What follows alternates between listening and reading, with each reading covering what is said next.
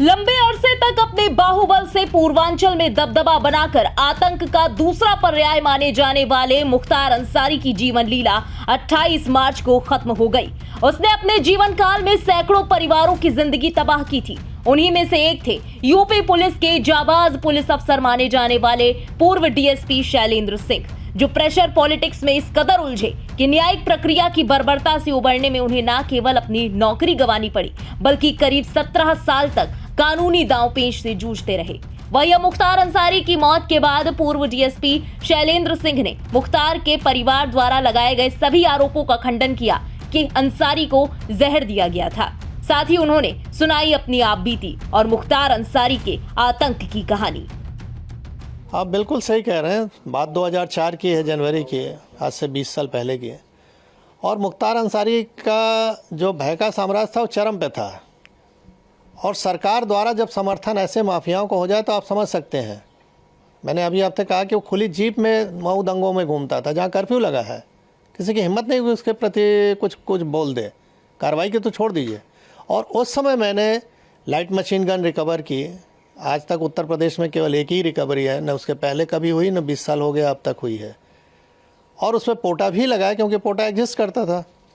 तो मैंने स्टैंड लिया उसके प्रति कि नहीं, ये गलत है और इसको जेल जाना होगा।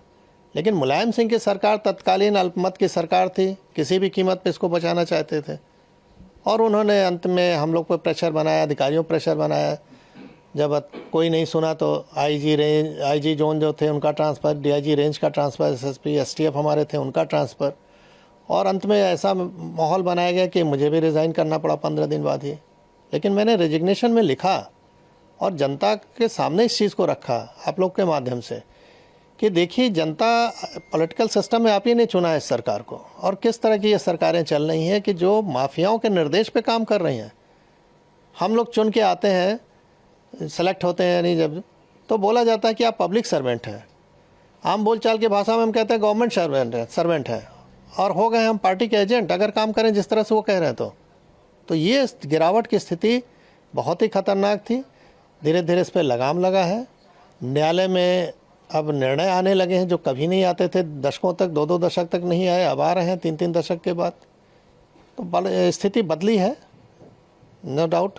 और उसका नतीजा आप लोग देख रहे हैं कि अपराध में कुछ भी हो रहा है। सर, क्या लगता है उस समय कितनी बड़ी चुनौतीपूर्ण रही कार्रवाई जो मुख्तार अंसारी पे आपने की, और आज जिस तरह से आपने कहा न्यायालय में निर्णय आ रहे हैं, कानून व्यवस्था जिस तरह से है, उस समय अगर वो ऐसा रहता तो क्या उस समय मुख्तार अंसारी पे कार्रवाई हो सकती? नहीं, स्वाभाविक है। अगर शासन प्रशासन, हम तो किसी सपोर्ट की भी उम्मीद नहीं करते थे, हम तो अपने दम पे रिकवर किया, मैंने अपनी टीम के साथ। तो हमको सपोर्ट की ज़रूरत नहीं है, हमको तो हम ड्यूटी है मेरी, हम कोई मेहरबानी नहीं कर रहे थे किसी पे।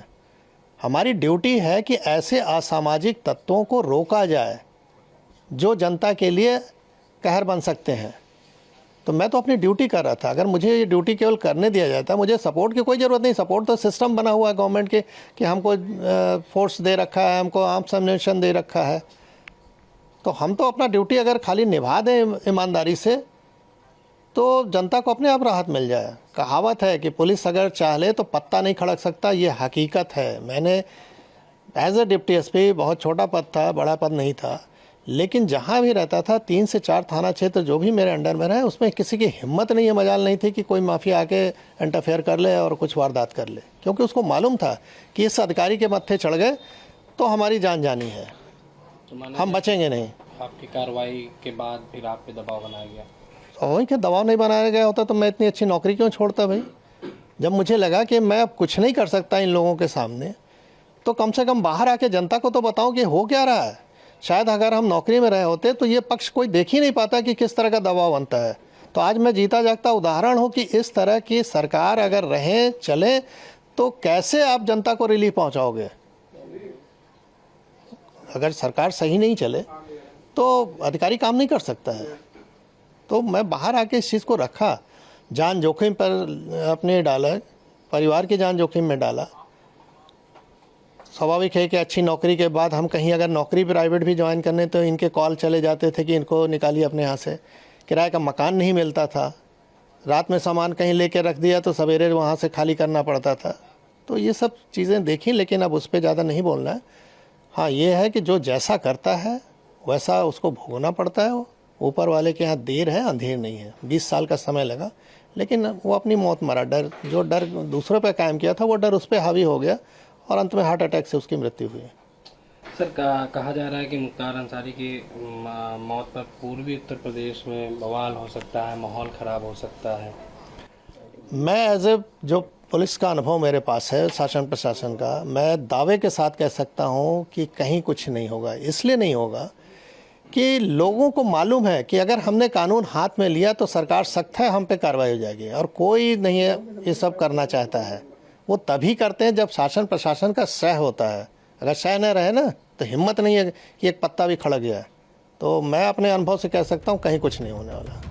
बता दें कि माफिया से नेता बने मुख्तार अंसारी को गुरुवार शाम को तबीयत बिगड़ने के बाद जिला जेल से रानी दुर्गावती मेडिकल कॉलेज बांदा ले जाया गया, जहां दिल का दौरा पड़ने से उसकी मौत हो गई। वहीं बांदा मेडिकल कॉलेज प्रबंधन ने इसकी पुष्टि की थी। ब्यूरो रिपोर्ट, इंडिया पब्लिक खबर।